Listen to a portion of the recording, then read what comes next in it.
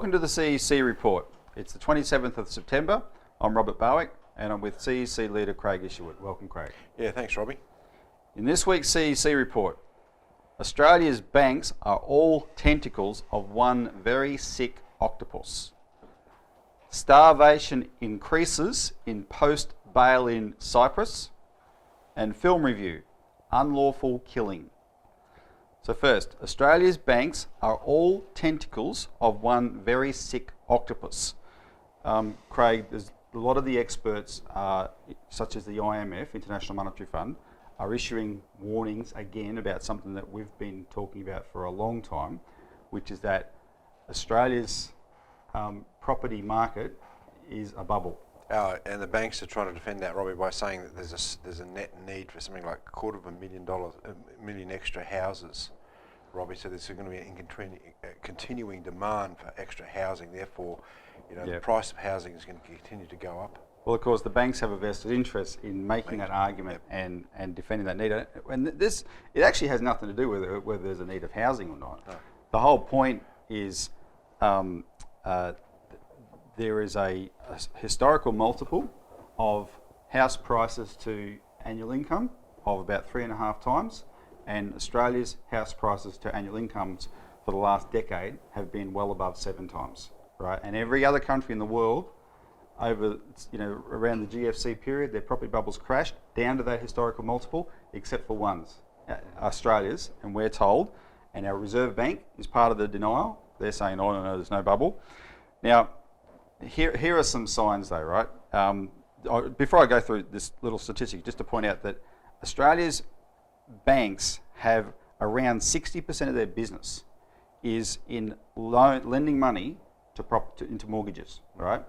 Now those loans are their assets. So 66% of their assets are loans against properties, and those loans are at those inflated values. If they crash, that will halve our bank's assets. And if you halve our bank's assets, they'll all go under, all of them. And wipe out their equity. Exactly.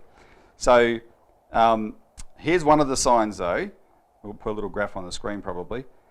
As of now, 73% of all loans being issued by banks are now at 95% plus of what they call loan to value ratio, which means they're only requiring 5% or less deposit of the value of the house to lend against. Now that is climbing back to the levels it got to pre-2008 GFC, because it got to 86% in 2007, that figure. In 2010, it had fallen down to as low as 49%. So it's systematically rising because the banks are loosening the purse strings because they want to keep this property market inflated. Right? And also, Robbie, you've got 1/3 of the entire superannuation pool of 1.6 trillion is in self-managed superannuation funds, and there's a lot of what they call spruiking going on now to get these superannuation funds investing in the property market. And not just investing their own money directly, they're allowed under government rules since 2006 to borrow from banks to invest even borrowed money, these self-managed super funds. So they're able to leverage. You can just see coming up, the disaster of this, where a super fund goes in and borrows a huge amount of money with a fixed income being paid into a retirement fund. People of 50, 60 years of age are borrowing 70% of the value of an asset with no income stream in the future to pay it off. How this can all just crash. And there's a lot of people being set up here. Now someone, and the government's doing its bit, such as with these rules with super, etc., to keep the property market afloat. Now if Craig, viewers might say, well, okay, I'm invested in this property market as well. I don't want prices to crash. But what people got to reflect on is, A, this is the last bubble in the world, and you can't, in one sense, you can't fight gravity. And two, the other side of this is the market that everyone acknowledges is excluding first home buyers. I mean, young people can't buy a house now because it's way too expensive, and they're looking to a future where they probably never will be able to. And that's the price we pay, so that people can pretend that they're well off financially when it can all come crashing down. Anyway, here's the thing. So this is a real sort of Damocles hanging over the Australian banks. We want to focus in this segment on the nature of those banks themselves, because it turns out a very interesting fact about Australia's banks. They are all part of one large foreign-controlled financial entity. So if you go to the top shareholders, the top 20 shareholders listed in the annual reports of all the major banks in Australia, Craig, the top 4 in the big 4 banks are the same entities. Now they are, and Bendigo Bank as well, they are HSBC Custody Nominees Australia, JP Morgan Nominees Australia, National Nominees, and Citicorp Nominees. Now those 4 entities between them control 40% and above of the shares of all 4 big banks. So we don't actually have 4 separate banks. We have one banking system with 4 owners, right? And let's have a look slightly at who they are. HSBC, which those initials stand for Hong Kong Shanghai Banking Corporation. This is one of the leftovers of the East India Company. This is the world's leading drug running bank. It's a giant British bank. It got caught out last year by the US authorities, drug money laundering and, very importantly, conduiting funds for the Saudis to fund Al-Qaeda linked terrorist organisations. Now, let's put that another way. The biggest shareholder in each of Australia's banks has been involved in financing the terrorist network that just killed 70 people at a Nairobi shopping centre. That's the number 1 shareholder in our banks. That's HSBC. The second biggest in all 4 is JP Morgan. Now, JP Morgan is one of the biggest derivatives gamblers in the world. It's the bank that is currently leading the charge to stop Glass-Steagall being restored, and I'll get you to talk about that in a second. The latest news about JP Morgan out of the US, it is offering to pay billions of dollars right now to settle investigations into the sale of mortgage-backed securities in America, the things that brought down the financial system. It doesn't want them investigated because it knows they will find criminal activity, right? And it's offering billions of dollars to settle that, so the investigations stop. That's in America right now. That's the second biggest shareholder in our banks. The third is Citicorp. Now, Citicorp is the bank that lobbied to scrap Glass-Steagall in 1999. And the fourth is National Nominees. Now, this is the interesting one, Craig, because National Nominees is in fact the National Australia Bank. It's controlled and owned by the National Australia Bank. Now, remember a couple of years ago, the National Australia Bank very publicly started running ads announcing it was divorcing itself from the other 3 banks. Mm-hmm. Well, this bank owns the other 3 banks and itself in this weird incestuous kind of way, right? Divorced, talk about just PR. It's the biggest shareholder in the other 3 in itself, and to boot, Bendigo, Bank of Queensland and Suncorp. So Craig, this puts a different slant on the desperate need for Glass-Steagall in Australia. We're not just splitting up 4 banks, we're splitting up 4 owners of one bank, effectively.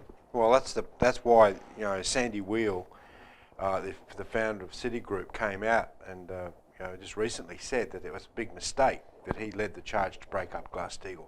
What you have now, Robbie, is this huge slime mould. What you're describing is a slime mould. You have these huge banks. There is no clear ownership in the sense of, or not so much ownership, but differentiation between these banks, and they're all very much involved in just so much speculation and trying to cover their asses with the debt bubble that we have in the world today. What does Glass-Steagall do? Well, it very simply says, let's have a banking system that is controlled by a government. It's a tool of national sovereignty. Mm. So what a government has to do, and this is where the power of government comes in, it says we are going to pass legislation to break up these banks. Yes, we need a banking system. We need a sound commercial banking system. A banking system that, yes, deals in mortgages and business loans and things like that. Traditional banking tools, right? That's going to be protected. But all these insurance companies, stockbroking houses, merchant banking, investment banking that are investing in derivatives, that are causing the problems with all this debt, with the derivatives build up and so forth, they are going to be just cut off. And under Glass-Steagall, Craig, the act in America, it wasn't just that they forced them to behave separately, they were not allowed to have cross ownership. If you own one type of institution, you couldn't own the other. Compared to this, we've got not just 4 highly concentrated banks, we've got 4 highly concentrated owners of banking. And one last thing, sorry, you see, actually, when we privatised the Commonwealth Bank, we didn't have 3 private banks and 1 government bank. We had a government-owned bank owned by the people of Australia, and we had 1 other alternative banking entity, the private one. And by privatising the Commonwealth Bank, we took away the actual alternative to private banking and gave it over to this private slime mold. That goes back to what Chifley was talking about, Robbie, in the late 40s and particularly in the 30s when he was in the Banking Commission, that unless you have a government-owned bank that directs and controls the private banks, then you don't actually have any sovereignty whatsoever. Yep. And he made that point very clear, and he's been pointed out to be absolutely correct on that, and something that we've got some material on our website on, particularly our last conference. But this is what I guess, this is the issue, the nub of the issue with Glass-Steagall. This is what Roosevelt understood, that's why he brought it in. This is not just a question of nice financial management, this is a crucial element of actually expressing national sovereignty. And you look at the HSBC, this drug bank, right? Go back into the 1980s and 1990s, the LaRouche organisation internationally published a book called Dope Incorporated. Now that caused a massive freak out by the likes of Henry Kissinger at that time. It's the source of the slander that LaRouche says the Queen pushes drugs. What we're saying is go back and look at the British Empire. It's always pushed drugs. It's always laundered that drug money through the banking system, and nothing has changed today to the point that you see that even HSBC is being caught money laundering for these terrorist networks. Where do you think the money goes from Afghanistan? Does it just go into brown paper bags and get distributed around the world? No, it goes into the banking system. Yep. And without those huge cash flows going into the banking system every day of every year, the entire global financial system would crash. Yep. And there's material that people can look at on our website, on the LaRouche PAC website, which talks about high-ranking government members in Russia, for example, pointing out that very fact, that the banking system couldn't survive without drug money. Craig, let's leave it there, because when we come back we have a very important update on Cyprus in terms of the damage that bail-in has done there, because of course that's the fight we're involved in here, to make sure bail-in doesn't get enacted in Australia.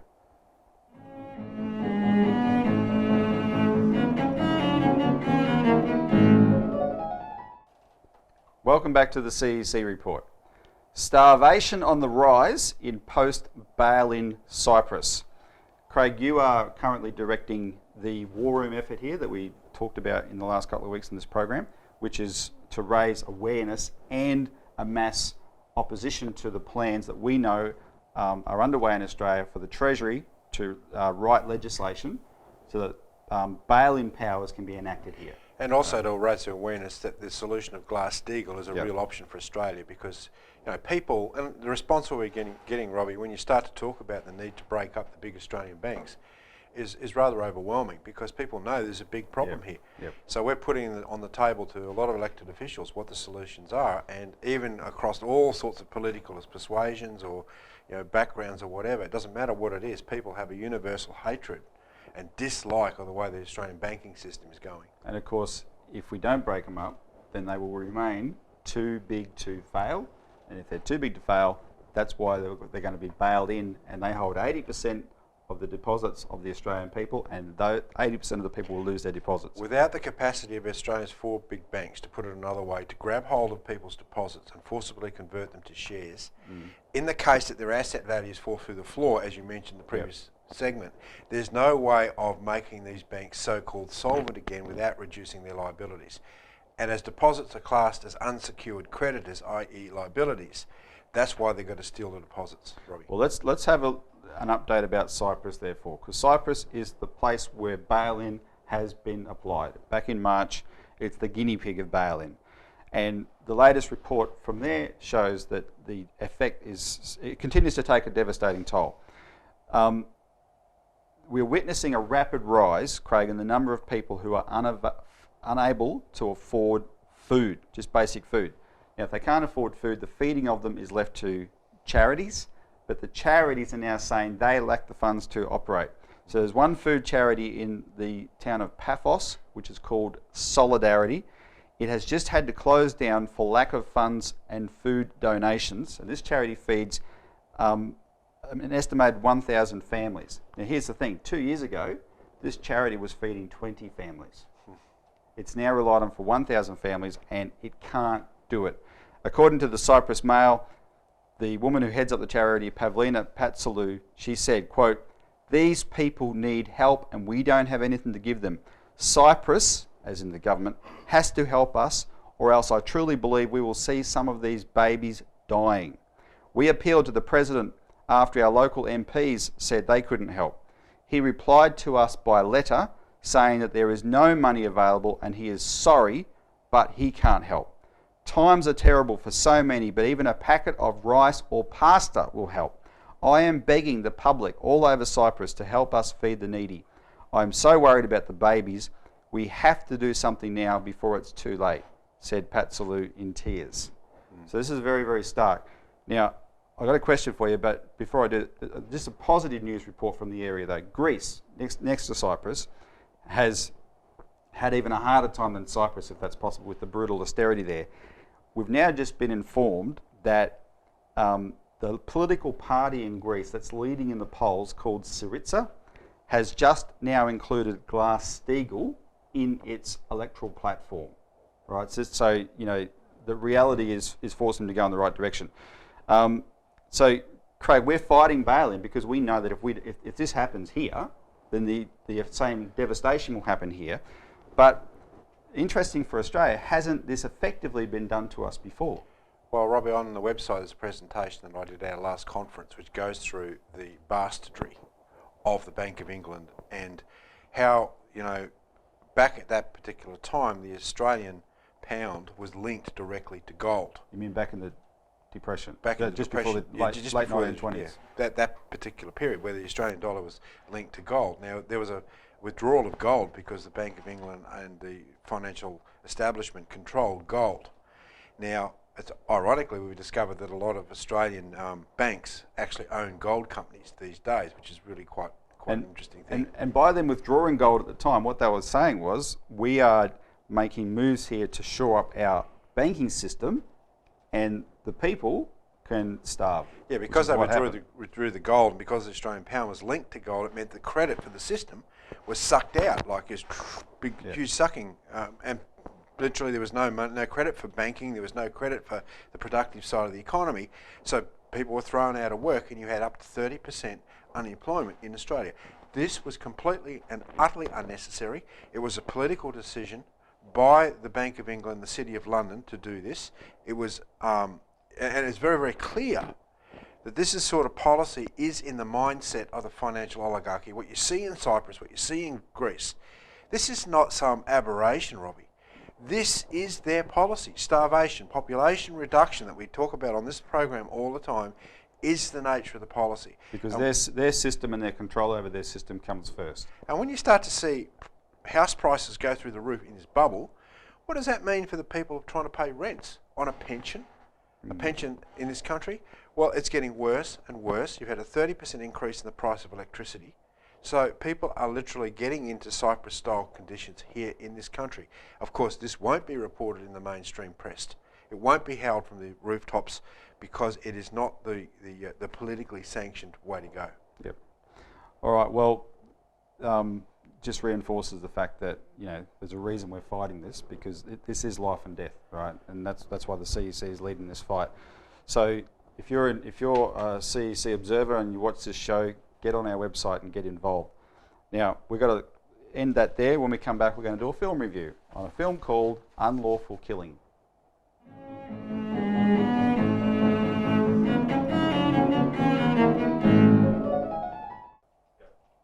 Welcome back to the CEC Report. And finally, a film review, Unlawful Killing. Now this week on Monday, Craig, we issued a release of it, which was actually a lengthy review of this film called Unlawful Killing, which is on the murder of Princess Diana. Now, we had to review it because this is a film that the Royals successfully suppressed for more than 2 years because it shows them to be the chief suspects in the murder. And the only way we could review it is because after 2 years of being suppressed and no one daring to touch it, on the 7th and 8th of September, it surfaced here in Australia, of all places, at the Sydney Underground Film Festival. So we sent someone along who took good notes, and we put out a review for the film, because people should request, frankly, that if you know film festivals that are going on, ask them to play this film. But let me give you some of the highlights that we highlight in the film review. It's called Unlawful Killing because that is the official verdict of the official inquest. And that alone is astounding. Most people assume that it was an accident. And they assume it was found to be an accident. And it wasn't. The media totally distorted the inquest that was held in 2007, 2008. They distorted it. But the jury at that inquest said this was an unlawful killing. And that means that they're saying it was either murder or manslaughter, but they're not naming the culprit. Right? That's what the verdict means. Now, they did say that the parties to blame were the quote-unquote following vehicles. And the media that did report the verdict spun that to say that was the paparazzi. But it wasn't the paparazzi. The jury wasn't saying it was the paparazzi because the paparazzi wasn't in the tunnel when the accident happened. They'd been left behind, quite a ways behind. It was high-powered vehicles and motorbikes that were following in the tunnel, and there was a bright flash. Look, read the release because we're short on time, but I want to highlight the royal side of it as well. This film establishes beyond doubt that the royals used all their power to cover up the murder because they were the chief suspects. Some of the things that it highlights, for example, is no one in the royal family was called to the inquest, even though she had written a note saying that she was going to die in a car accident and her husband was going to do it. She had told her lawyer that she was afraid the palace was preparing to kill her in a car accident, and her lawyer had written a note to that effect and had given it to the police 3 weeks after the accident, and the police hid it in a safe for 6 years. And the Nazi-trained Prince Philip himself had written her threatening letters just before the accident, but none of the royals had to appear. And so the filmmaker, Keith Allen, this is what he says in his summarising of the film. Quote, "There is no doubt that the entire inquest was skillfully manipulated by powerful, unelected forces to the advantage of the royal family. This could only happen because Britain is, in essence, a monarchy, not a democracy. Much of Britain still operates on a system of unelected power, and at its centre are the Windsors, the old aristocracy, and their vast wealth. The British establishment think that they have got away with murder. But then, what's new? They've been getting away with murder for centuries." Craig, bear in mind this is our royal family too. God only knows why. But is it any wonder they tried to suppress this film? Robbie, it is actually their pedigree. And if you go back and look at some of our publications, like the genocide issue, that the British Crown promotes green fascism that we put out, yep, we document how the pedigree of the royal family and how it created green fascism, how it wants population reduction. We've uncovered through several of our publications how, like for example, the establishment of this country was done through slavery directly by the British Empire, and look at the horrific nature of that slavery.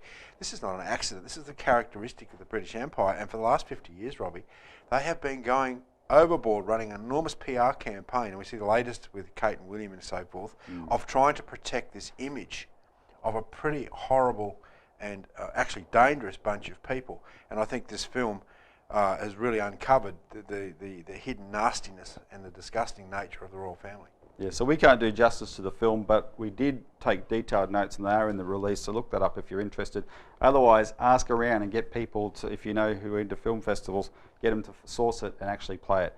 But that's it for this week's CEC Report. Thanks for tuning in, and tune in next week for more of the CEC Report.